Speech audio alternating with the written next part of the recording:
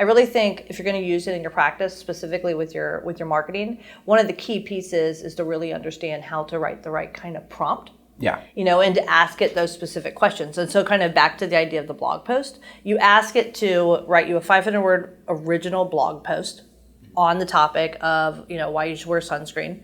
But then you have to say, write it in this style. Yeah. Then it comes back to you and you say, great, add a quote from Dr. Smith.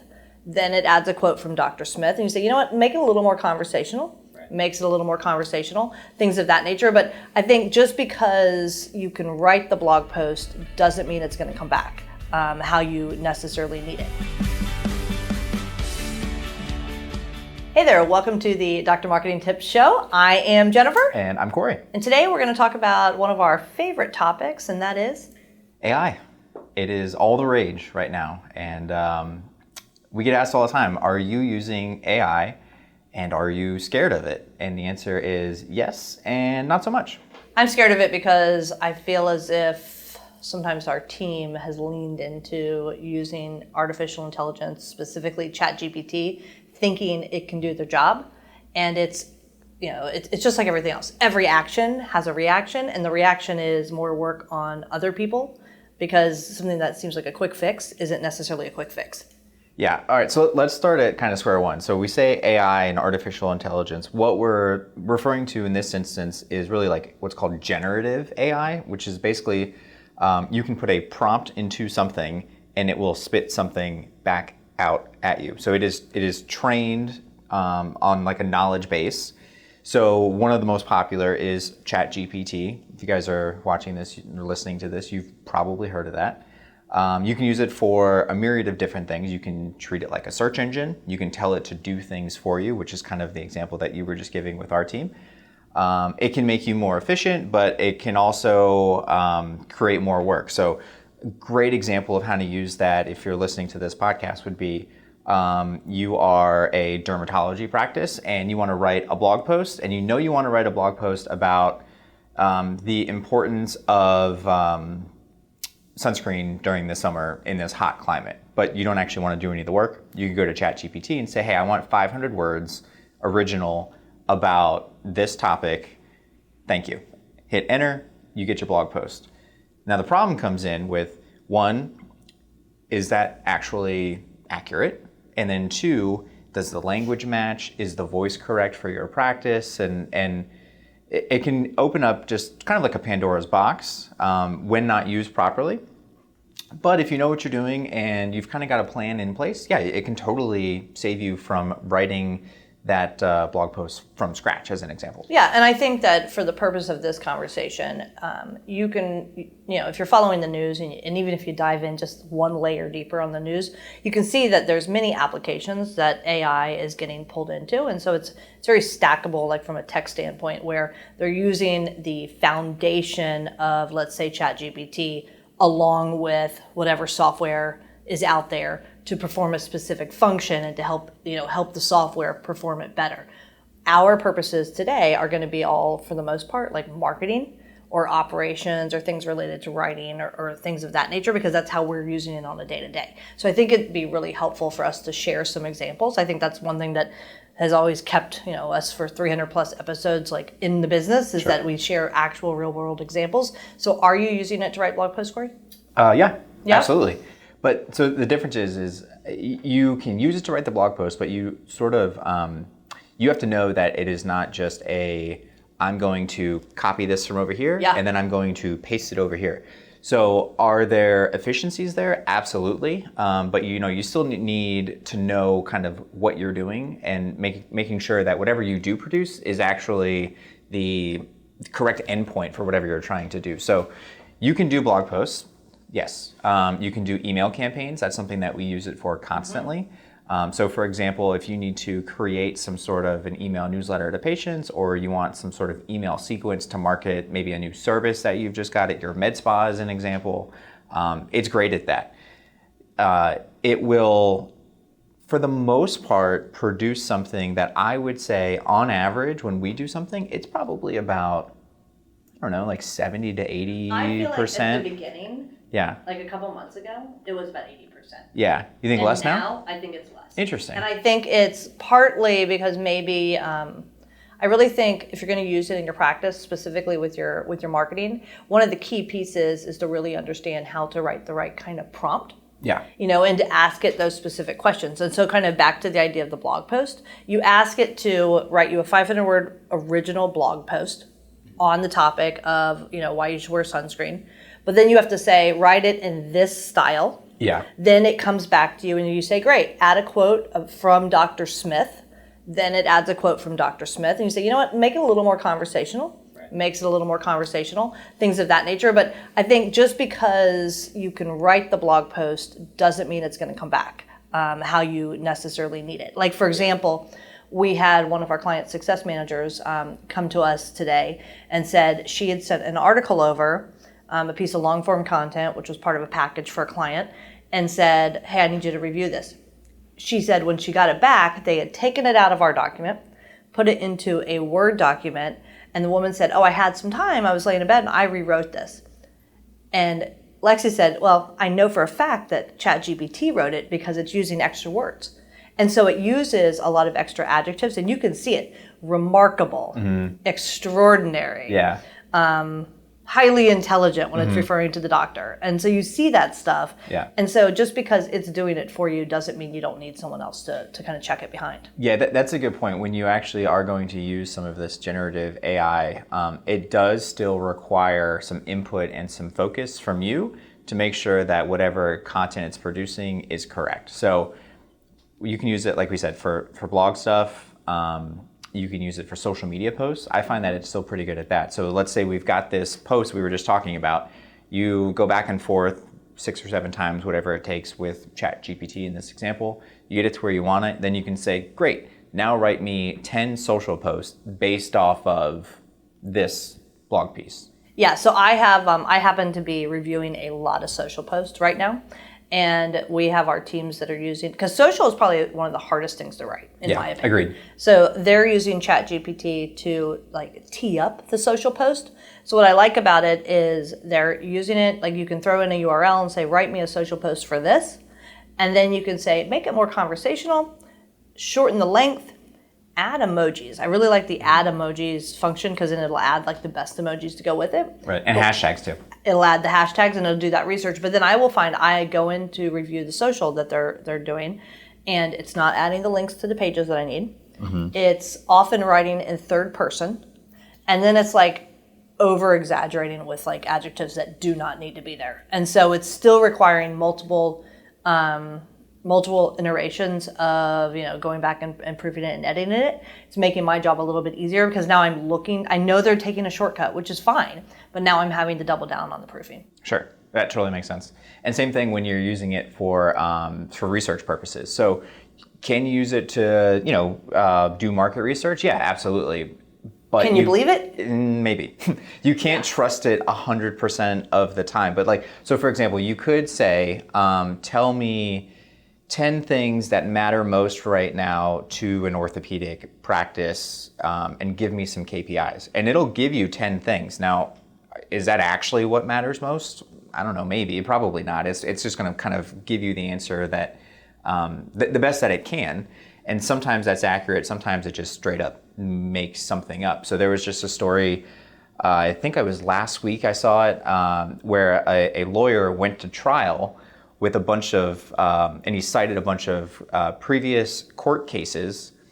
He asked ChatGPT to do this research for him. He thought he was thorough. He asked it, I think 2 or 3 different times, where did you get these from? Where are they cited from? And he got answers he, again, did not check, but they looked legitimate. So he went, great. He went to trial. It turns out that ChatGPT just sort of combined cases together and produced something that looked real.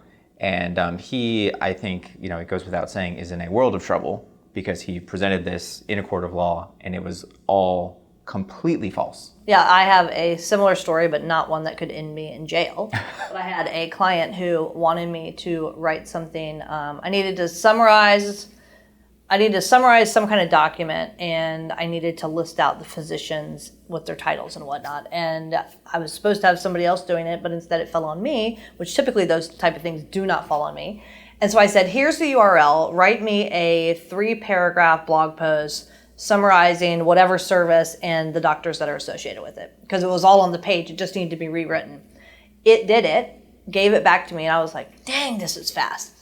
It looked at a glance like it was right. Grammatically, it was correct. Everything was correct. I sent it to the client. Shame on me. I fell on that sword immediately because they called me out. It randomly found other doctors within the same specialty from all over the country and popped them into the blog post. And because I wasn't familiar with the client, it quoted them. I wasn't as familiar with the client because, again, it wasn't my project. It just fell on me. And I didn't go verify the work, and everything it did was a lie. Yeah. Yep. You know, but I am using it with success for some other things. So right now I'm rewriting a employee handbook that's about 180 pages long, and I know what I'm getting into using ChatGPT. So basically, I'm having to take sections of the handbook and grab them, throw them in, and asking it to rewrite those sections slightly so that it's just coming out a little bit different, so it's fresh. We're still about 10 hours into the project, but it's really eliminating the brain power that's required to put together a proper sentence, which I'm afraid of that too. Yeah. I mean, the flip side, right? So it's really good at things like, what are the best tools for making your day more efficient? So it'll give you a list of like actual software things that you can go take a look at, and it'll sort of pull those things together for you. It's really good at math. It's really great at math. You've used it for that. I had, yeah. I had to back into a number, and I could not figure out how to get there. So I had ChatGPT do it for me, and then I had someone else check the math because it certainly wasn't going to be me, and it was right. Yep. So it was this really long formula. It said, "Oh, here's how I got there," and it just barfed out whatever the formula was, and it was great. You can put something in and say, and we kind of talked about this with social, but you could say, make this copy more creative. Yep, and it will. And it'll do that. It'll do headlines. So if I'm like stuck on a headline or a title of an article or something, it'll give me 3 or 4 options, which are great usually. You could say, write a minute-long script for a YouTube video or something to that effect, and is the voice going to be right? Not 100%, but I mean, it's going to get you. It's going to make it so you don't have that blank page staring back at you, and you can put your best foot forward and go in and kind of like adjust things like you need. And and again, we're talking a lot about ChatGPT, but there are tons of generative AI platforms out there. So one that we have used and kind of dabbled with for images is one called Midjourney. You do something very similar. You can say, essentially, I want a photo of a doctor interacting with a nurse in front of a computer. It'll blow you away. And it will put that image together, and you can say, make it hyper-realistic, or make it in the style of a Disney princess, or like whatever you want to do, and it will spit that back out for you. And then you can use those images. If you pay for the I forget what they call it, the advanced or the pro or whatever, it's basically licensed under Creative Commons. You can use it for whatever you want to. You can also use AI for transcription, which is another thing that we're starting to use that for. Yes, we have used that for a while. There's a product out there called Otter, where it will just transcribe meetings that you're in. There's also Rev, which we have used to transcribe things. That's using AI. There's Loom, which we use to create explainer videos for our internal operations. They just launched AI. It is now transcribing what you say in those explainers. So now, as we're updating our new operations handbook, we're able to grab the transcriptions, clean them up slightly, or we could run those transcriptions through something, and then take those, pair them with an explainer video, pop it into our operational manual, which then we now have a step-by-step on how to do things. Yeah. That's something you could do at your medical practice. Yeah, and one of my new favorites is one called SoundDraw, where let's say you're doing a video on YouTube. You need some music in the background, but you don't know where to get it from. Use AI, and it'll generate 100% original music. You just tell it what kind of tone you're looking for, what kind of instruments you want in it, if you want it to sound like anything else, and then you get an original piece of music. So there's an article in today's Wall Street Journal, and today is 20th? Yes. Today's the 20th of June. So there's an article this morning in the Journal talking about agencies and creative types who are now letting their employees know, let's push back on AI and let's be very careful about what we're doing and what we're delivering, because the writing is on the wall as it relates to the copyright related to music, Sure. related to generative video, or to images and things of that nature. Totally, yeah. And then I mean, on top of that too, the AMA just came out with something a couple days ago, basically saying that they are going to have they're going to push for more regulation. Yes. in terms of AI and what it can actually be used for. So we're talking about it from a marketing sense. I think from a patient standpoint, because a lot of these things that we were talking about, in terms of research and what have you, patients are going to use it for the same thing. Doctors can also use it.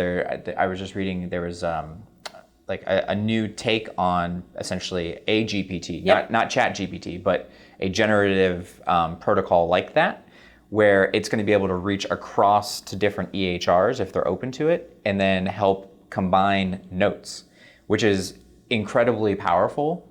But if it's just going to Incredibly make powerful either stuff way. up, yeah, then we're all going to have a problem. So it's really interesting. Well, I think going back to like, how do I use it in my medical practice? We can tell you how we're using it in marketing, but at the same time, I think for me, it's all about like creating an efficiency. Oh yeah. And how do we become more efficient in what we're doing to free up time so that we can do the things that are more high value? And how do we combine AI plus automation to really make things run smoother? And so I think going to, I'm working on a manual right now, 180 something pages. That is something that you 100% can use in your medical practice. We're going to use it for employee onboarding. New employee onboarding, things like that. We're going to, of course, we're using it in our marketing, writing letters to stakeholders. I wrote a while ago, and I'm sorry, Doc, if you're listening to me, but I wrote an article using ChatGPT about knee replacement surgery, sent it to the doctor, and he couldn't tell the difference. He said, Jen, this is great writing. Well, that wasn't me, that was ChatGPT. So how can we use it to make us more efficient and to help deliver messages better and to be more consistent in what we're doing? Yeah, I mean, I think that's where the real value is it just sort of amplifies whatever you would be doing, and it gives you a good jumping off point. And you just have to know that wherever you're jumping off to is not the end point. It's still going to require some work. You're still going to have to do something, but it is incredibly helpful. And like you just said, I did something last week too, where a client of ours sent a story of an employee, and it was this really touching story, and they wanted it turned into a long form blog post and then put on LinkedIn. And the idea was, let's tell the story about how we empowered this employee and we supported her through her journey. And then, she's been with us for X amount of years and she's kind of moved up through the company. And they sent that to me and I said, great. I went to ChatGPT and said, this is what I need. I had some edits from there. I sent it to them and they said, this is exactly what I would have written. It's so good. This hits the nail on the head. And I said, thanks. Well, remember when it first came out, we wrote that story for a guy we work with who has his anniversary with his wife was like his 1 year anniversary. Yes. And she really liked Harry Potter. Yeah, and he wanted like a poem for her or something. And I spent Saturday morning just in 20 seconds or so. Yeah. And I put together a poem that he sent to his wife. Yeah. So, sorry, Brennan. That was a good time. Mm-hmm. Good stuff. Yeah, so moral of the story, should you be afraid of it? Probably for making your day-to-day easier, no, there's no reason to really be concerned, but just be careful. I would say use it, mess with it, play with it. It's worth it. Just know what its limitations are. And if you can use it properly and kind of harness the power, then you'll be much better off for it and you're going to get time back in your day. I couldn't agree more. And, how can you be more efficient? How can you empower your staff to find ways that you might use artificial intelligence? Is it analyzing data? Is it comparing your website against your competitors? Because you can do that. Is it operations manuals? Is it employee engagement activities? You name it. It can do all that. But it comes back to the prompt and what you ask it to do and really being able to hone in on that request that you're giving the technology. Yeah, absolutely. And if you can do those things, I think what it starts to do organically is just sort of shift the thinking. Yes. So next time, which is why I say jump in, just do it. It's free. Go in there and just start messing around. Play with it. Yeah, absolutely. Because then the next time that you have to write a letter for the CEO and you don't know where to start, you can go to ChatGPT and say, I need this, knowing what the prompt should be and what the limitations are. and you're going to get something that's pretty close. That's right. So with that, I'm Jennifer. I'm Corey. And we'll see you next time on the Dr. Marketing Tips Show. See ya. Thanks, guys. If you want more like this, hit like and subscribe so you'll always be alerted to new episodes when they come out. And if you want information about us, visit us over at insightmg.com. That's insightmg.com. We'll see you on the next episode.